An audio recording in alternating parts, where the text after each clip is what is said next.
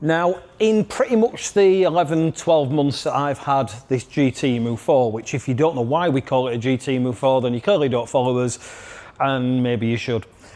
Scroll back, you'll see why we call it that. But, getting to what we're all talking about.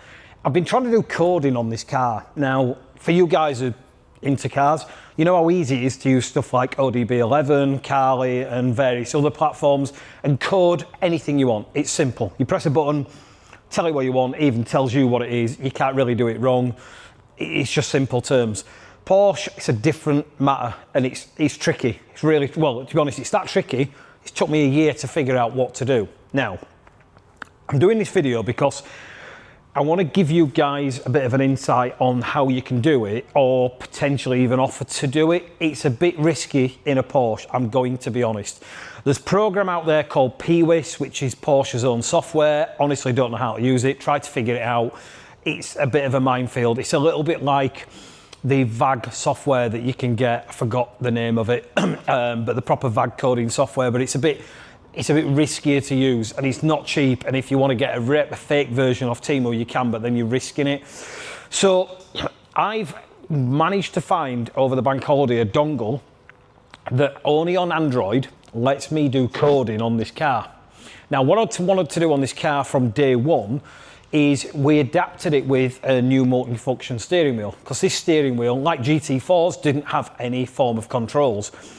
And I wanted to get them working, and I just couldn't. I went to a couple of Porsche specialists, nobody wanted to do it. I went to Porsche themselves, they said they would do it, but then when they realised I didn't buy the steering wheel from them, they came back and said, no, we're not doing it. So it left me in a bit of a shit position, I guess, where I couldn't use the buttons. Now, if the steering wheel didn't have the buttons, I wouldn't be that bothered, but they're there, they're in my face, I want to be able to use them. It were a bit catch-22.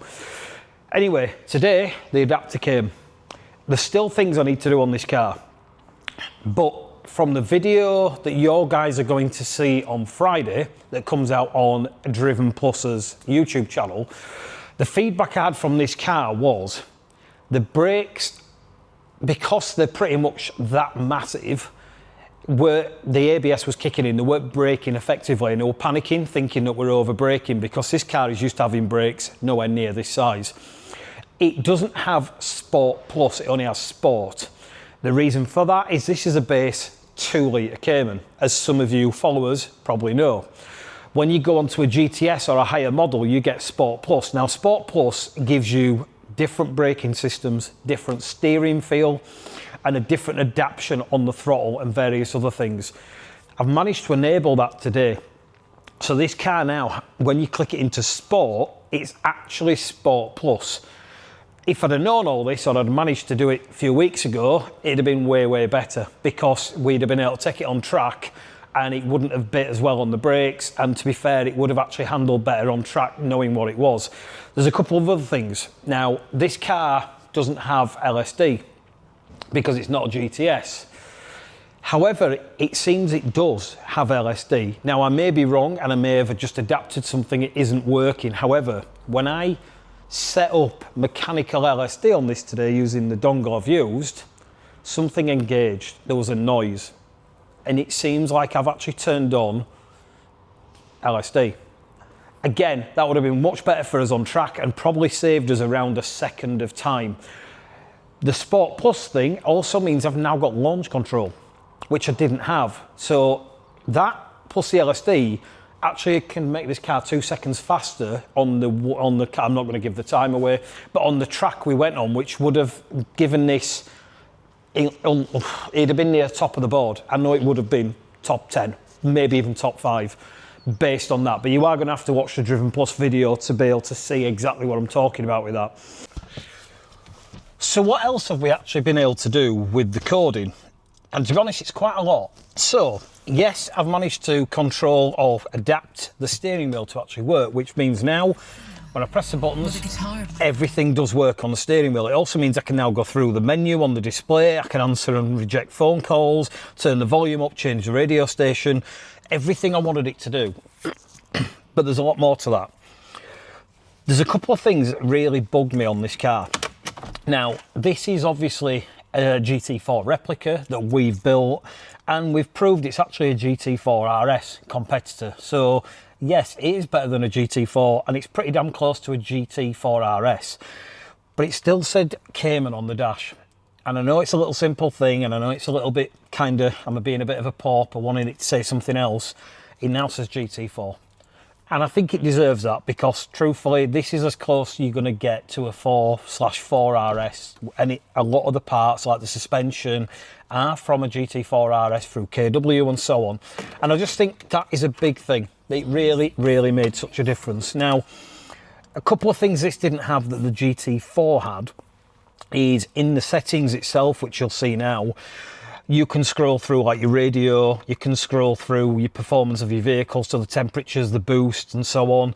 It didn't have what's called a performance menu. Now a performance menu means that you can basically choose torque or BHP, and you can see like a scale, like an effectively digital rev counter. It's a bit pointless, I'm not going to lie, but it's quite a cool feature. There's also a G meter. The G meter basically just does like with BMWs, it tells you how many G-forces you've got. Again, a bit of a pointless thing, but it's a cool feature to just have for the sake of it. There's a gear change assist, which actually is from the manual GT4, because it's there to let you know how you're revving and what gear you're actually in. And again, I never even use that on my real GT4, but I've enabled it because I want to give it as many features as close to a GT4 that it can, just because I can. The other things that I've managed to change that make a massive difference to this car is, we've spoke about putting the LSD feature on, we spoke about going on to Sport Plus. I've also adapted the steering on this car, so by doing that I've made it so it actually changes the weight of the steering, and it matches a GT3 RS for doing that, which will give the car a much better feel when driving. And again, it actually adapts with the ABS for the brakes, which means it actually brakes better, and it thinks it's more of a GT3 than it is a standard Cayman. Now, one of the last things that I've actually done on this is I've changed the boost settings on the display itself, and that's because this has more boost than a standard car. So instead of changing it to a sort of, I think it's 1.2 bar or 1.4 bar of boost, this actually now goes up to 1.8 bar. Now, you wouldn't need that on a normal car, but because this is running more boost, the boost gauge was always at full and it couldn't really tell you exactly what it was doing. So that to me has given me an additional feature on the car, which has made a big, big impact. Now, the last thing that I've actually done on this is what you're going to see on the head unit. This was an older head unit, effectively. It didn't have Apple CarPlay or Android Auto, and I also didn't have sat nav on this car when I bought it, but everything was there looking like it actually had it. I've managed to get the files to do a full update on this stereo to the 2025 GT4, and it's given me the latest maps. It's given me a working sat nav, even though I don't need it because we've got CarPlay, but it is actually there, which I also can now get on this screen here if I wanted it. But I have got full Apple CarPlay on the stereo.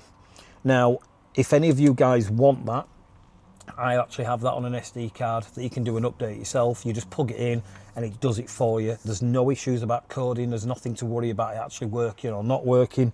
And if you do contact us on any of the social media platforms or WhatsApp, I can sell you the memory card for that, and you can do an update yourself and get yourself Android Auto and Apple CarPlay, the latest maps, add maps to your car if you don't have it, and various other things. And then the last thing we've actually done on this is, if you watched on a previous video almost a year ago, we added the chrono pack to this car. Now, this car didn't come with it, and as we all know, Porsche owners like a chrono pack. It makes a big difference. Again, a feature you never use, absolutely pointless, but it's something that people do like to have, and truthfully, it looks pretty cool. However, it didn't work as a chrono, it worked as a clock, and that's because I didn't have the chrono features on my display, which I now have. So I've adapted and basically added to the modules in my system to actually give this car a chrono pack system, and by doing that, I've now got an active chrono which works on here, works on the screen, and also actually works on there. Will I use it? Absolutely not. Never ever go into it whatsoever. I'm only going to leave it on with the stuff I've previously had. But that's all things that you can do. Now, that adapter, and I'm just going to advertise it, we're not selling this, is Think Diag. which is a Think Car unit. Now we use their diagnostic tools anyway, and this is the ODB version of it.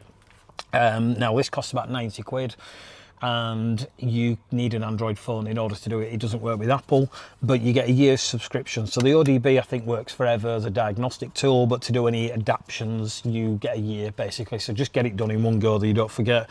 But that, if you want to build a Cody Porsche, there is some guides online. They're a bit old, they're a bit risky. I'm not going to recommend that you do it unless you really want to, but this has made my car a million times better, and it's customized it for me, and that's the unit that you need.